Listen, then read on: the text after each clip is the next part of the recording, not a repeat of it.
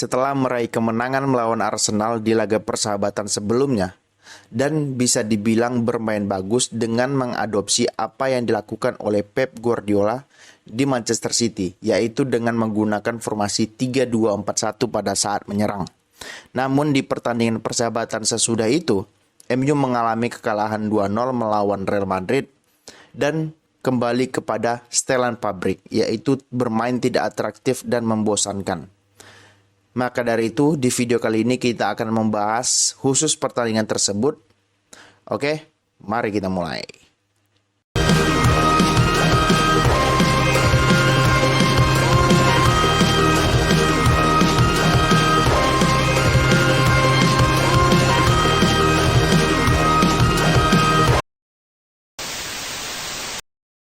Pada laga persahabatan ataupun uji coba antara MU lawan Real Madrid di Amerika Serikat di Houston, MU kalah 2-0 melawan Real Madrid lewat golnya Bellingham dan juga gol bagus, gol cantik dari Joselu, yaitu lewat bicycle kick gitu. Cuman kita nggak akan kembali lagi, aku bilang kita nggak akan bahas skornya. Kita lebih kepada membahas atau ngobrolin tentang proses bermainnya kayak gitu, oke? Nah, di pertandingan sebelumnya seperti video awal yang aku bilang tadi, aku berani mengatakan bahwasanya mayoritas fans MU cukup puas dengan match sebelumnya melawan Arsenal, karena di laga tersebut yang pertama bisa cetak gol, walaupun ya bisa dibilang dua golnya itu bisa dibilang blunder lah, bisa dibilang dari pemain Arsenal. Dan juga cuman bukan hanya itu, kita bisa bermain secara kolektif, kita bisa bermain lini tengahnya cukup kolektif gitu, cukup bisa menguasai permainan, yang mana bisa mengalahkan pemain 100 juta dari Arsenal, yaitu Declan Rice. Maka dari itu, kalau aku bilang aku cukup yakin dengan apa yang satu lagi, dengan mengadopsi apa yang dilakukan oleh Pep Guardiola di Manchester City, dan itu works gitu loh, dan itu bekerja dan itu berhasil kayak itu. Nah, pada pertandingan berikutnya, khususnya kemarin lawan Real Madrid di Indonesia jam setengah 8 pagi setengah 8 pagi aku nonton pertandingan itu. Di awal-awal pertandingan ya aku cukup yakin karena MU menguasai banyak peluang, cuman ternodai dengan golnya si Bellingham di menit ke berapa, ke-6 ya kalau nggak salah, di awal-awal pertandingan lah intinya. Nah, kalau kita lihat di proses gol tersebut, terlihat bahwasanya banyak ruang kosong ditinggalkan oleh pemain MU, khususnya di tengah. Yang mana ya di tengah oke deh kayak gitu, karena yang menjaga ruang antar lini itu cuma satu orang, yaitu si Casemiro seorang gitu. Jadi 4-1 5-1 berapa jadi formasinya, 4-1 lah jadinya formasinya. Sedangkan pada saat proses gol tersebut tidak ada yang ngepres ataupun tidak ada yang mendekati Rudiger pada saat ingin mengirimkan bola kepada si Bellingham yang kemudian menjadi gol gitu loh. Tidak ada yang ngepres, artinya tidak ada yang ngeganggu Rudiger sehingga dia leluasa untuk memilih kemana dia ingin memberikan passing kayak gitu. Nah, sedangkan si Bellinghamnya, yang anehnya Varane dan juga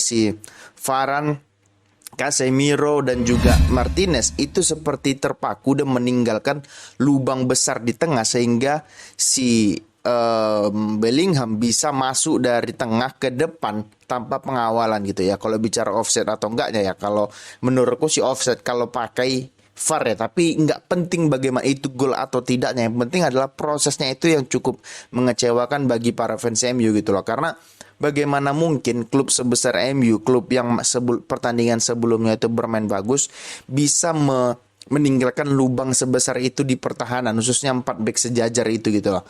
Ya aku nggak ngerti apa yang terjadi sehingga itu bisa gol gitu ya. Memang salahnya Wan-Bissaka juga terlambat naik untuk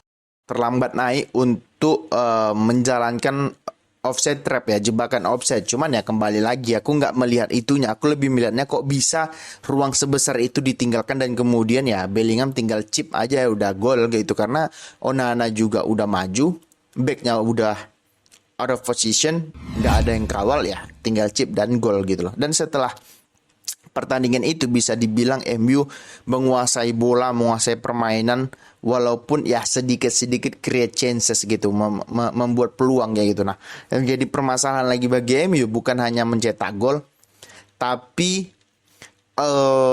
lebih kepada create chancesnya itu sedikit. Banyak syuting jarak jauh. Casemiro beberapa kali syuting jarak jauh. Bahkan peluang yang siapa Garnacho kayak gitu itu kan peluang-peluang yang dari syuting dari jarak jauh, bukan peluang-peluang yang masuk ke kotak penalti kemudian syuting dari lini kedua. Kan begitu cara bermain sepak bola modern ya itu loh.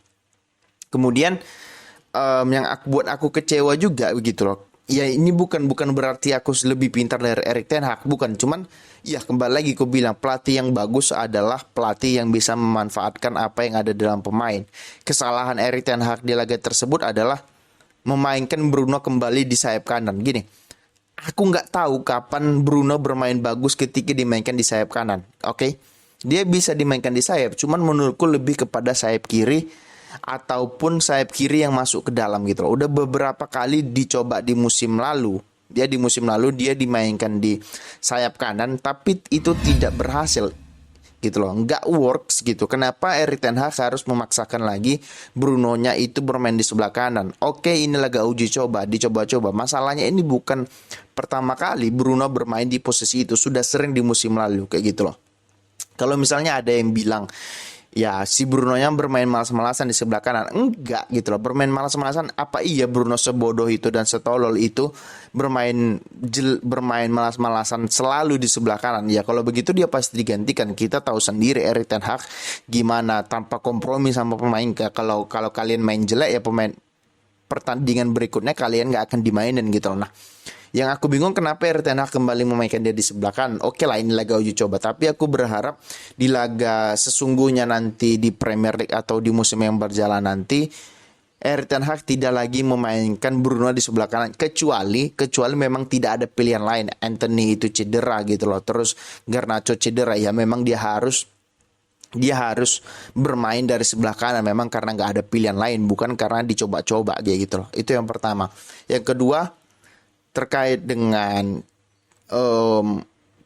center back di belakang ketika menyerang, memang masih banyak kalau kita lihat masih banyak MU memasang 3 back di belakang, cuman bukan seperti pada saat melawan Arsenal gitu. Kebanyakan pada saat melawan Real Madrid mereka menggunakan 2 back sejajar, yaitu Varane dan juga Martinez. Kemudian mereka diganti, masuklah Lindelof dan juga Maguire gitu. Nah, pada video yang akan aku share ini kelihatan bahwasanya ketika di counter attack 2 back itu sangat mudah untuk dieksploitasi karena hanya 2 back. Ya Real Madrid tahu sendiri siapa wingnya itu adalah Vini dan juga Rodrigo yang memiliki speed yang cukup bagus kayak gitu loh. Bukan cukup bagus, malah yang sangat kencang malah kayak gitu. Jadi ya aku cukup kecewa kenapa Erik ten Hag yang pertandingan sebelumnya berhasil menggunakan formasi itu ataupun taktik itu tidak menggunakan taktik itu lagi. Itu bukan berarti aku lebih pintar dari Erik ten Hag, bukan. Cuman ya kembali lagi kalau gini lah, kalau kalian sudah berhasil dengan satu cara kayak gitu, masa iya ingin cari cara lain? Boleh cari dengan cara lain, cuman ketika cara pertama itu sudah berhasil dikuasai, sudah berhasil digunakan, kasarnya sudah tutup mata menggunakan itu, sudah paham gitu. Ini kan masih belum sempurna, tapi sistemnya itu sudah diganti kayak gitu. Ngerti kan maksudku gitu loh, ngerti nggak? Nah, di Twitter kan juga banyak fans MU yang berkoar-koar bahwasanya we need a striker. Iya, memang kita butuh striker, MU butuh striker. Cuman menurutku nggak itu juga masalahnya gitu loh. Masalahnya adalah tidak ada, gini deh, based on pertandingan melawan Real Madrid kayak gitu ya, yang mana Real Madrid itu lini tengahnya bisa terkenal ya bagus lah. Bahkan Camavinga menurutku adalah man of the match pada laga tersebut. Dia bermain sangat smooth, sangat fleksibel, passingnya keren kayak gitu loh. Melawan Camavinga, Tchouaméni dan juga si Modric aja kita kalah gitu loh, ngerti nggak? Jadi 3 pemain di tengah itu, Casemiro, Mount dan juga Eriksen ataupun Bruno itu tidak bisa mengendalikan permainan atas Modric, Tchouaméni dan juga Camavinga kayak itu. Jadi bukan hanya striker, cuman pasokan bola ke depan itu tidak ada. Rashford musim lalu itu gila, cuman pada pertandingan kemarin dia tidak dapat, nyaris dia terisolasi di depan, dia tidak banyak terlihat tidak banyak mendapatkan umpan-umpan yang biasa dia dapatkan, tidak ada juga gitu loh. Jadi menurutku sangat complicated, bukan hanya penyerang saja yang dibutuhkan, tapi juga create chances-nya gitu ya. Mungkin memang lagi off perform aja ya, semoga memang lagi off day aja pemain MU pada saat itu. Cuman ya kembali lagi, hal kayak gini ini kan bisa aja terjadi pada liga musim depan kayak gitu, ataupun pada laga-laga di musim depan ini gitu loh. Jadi yes, muncullah nama Højlund gitu. Aku udah berapa kali bilang, iya ini orang berbakat, talented, iya. Cuman kalau kita hanya bergantung kepada pemuda berumur 19 ataupun 20 tahun, ya ridiculous gitu loh, konyol gitu loh. Karena dia juga belum terbukti di Atalanta, dia juga sering jadi cadangan. Jadi masa iya kita mau mengharapkan pemain yang bahkan di klub sebelumnya saja itu tidak reguler bermain, bahkan jadi cadangan, ingin mencetak 20 gol semusim di MU gitu loh. Itu aja logika yang aku berikan. Bisa-bisa aja dia cetak 20 gol gitu. Cuman kan ya, kalau kita berdasarkan kita ingin membeli sesuatu, tentu kita lihat barangnya bagus atau tidak, kemudian baru kita berekspektasi. Ini dia tidak bermain reguler di Itali loh, bukan Liga Inggris. Itali itu ada di peringkat berapa sekarang? 4 atau 5 peringkat 3 secara peringkat. Cuma secara kualitas itu kan masih jauh di atas Liga Inggris secara kompetisi kayak gitu. Jadi terus kalian berharap Højlund bisa cetak 20-30 gol semusim kayak itu di Premier League ataupun dalam satu musim gitu ya, mimpi aja kayak gitu. Karena di Atalanta dan di Serie A aja dia belum menjadi pemain reguler gitu loh. Jadi menurutku ya memang bagus ya kalau dia datang ke MU, ya aku senang-senang aja. Cuman kalau berharap lebih dia akan mencetak banyak gol, nanti dulu gitu loh, karena masih banyak proses yang harus dia laluin kayak gitu. Dan juga permasalahan lainnya adalah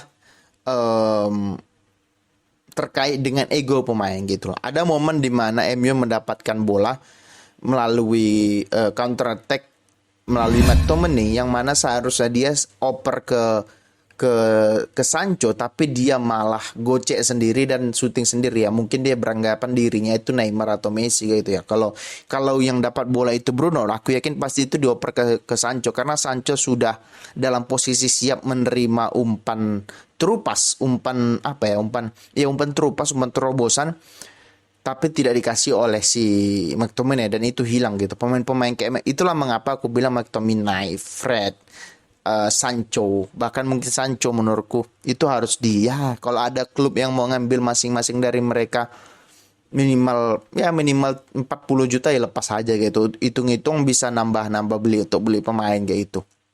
Oke, itu dulu terkait dengan laga lawan Real Madrid. Bagi kalian yang suka silakan di subscribe, di komen, dan di like. Bagi kalian yang nggak suka nggak apa-apa, di skip aja. Oke, terima kasih. Ciao.